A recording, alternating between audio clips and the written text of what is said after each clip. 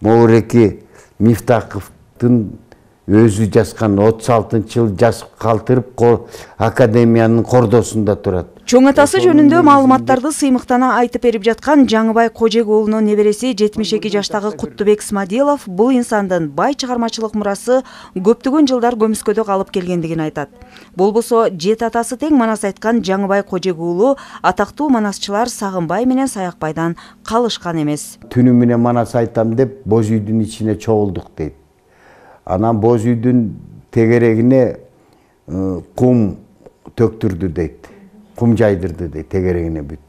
Анан коркпой отургула, мен айтып бергенде деп, анан баягы жерден баягы түнү менен айтты дейт. Айтып отурганда баягы сыртта кадимкидей эле согуш болуп атты дейт. Кыйкырык, кылыч чабышканы дагы бир эмеде айтылып жүрөт. Орустар келип ушуну уккандачы, чын бекен калп экен деп.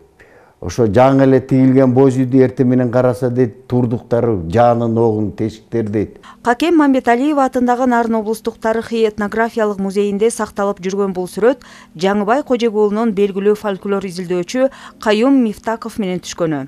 Окумуштуу Жаңыбай Кожек уулунун оозунан Семетейди жазып алган. Анын көлөмү 19.000 сабырдан ашык деп айтылат.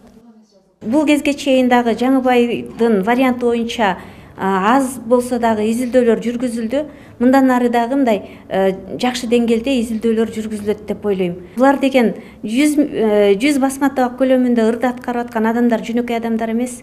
Ошондуктан биз бул адамдарды баалашыбыз керек да. Калык Акиевдин устаты Эшмамбет Жеңи жок менен катарлаш жүргөн Жаңыбай Кожек уулу Жумгалда төрөлүп, Токтогул районунда жашап калган. Ал бир гана Манас, Семетей, Сейтек үчилтигинен башка Курманбек, Жанышбайыш, Жаңыл Мырза, Акмөр жана башка дастандарды, арман ырларды айта билген. Жаңыбай Кожектин уулунан 3 томдугу Мауреки Мифтаковдун өзү жазган 36-жыл жазып калтырып академиянын кордосунда турат.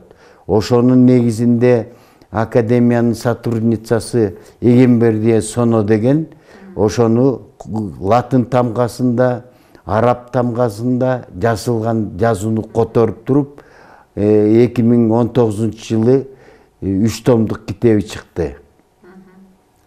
Мындан башка бу дагы элдик эпостордун баарын берилген.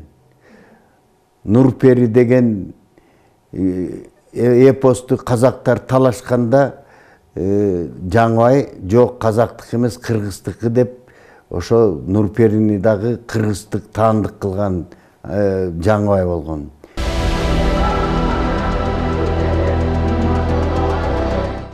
Алдыда улуу инсандын 150 жылдык мааракеси, ага карата даярдык иштери башталды. Мааракенин алкагында манасчынын бай мурастарын терең изилдөө, ага арнап музей уюштуруу, айкел куруу иштери жүрөт. Аны менен катар манасчынын олуялык, жайчылык касиеттерин чагылдырган драма сахналаштырылат.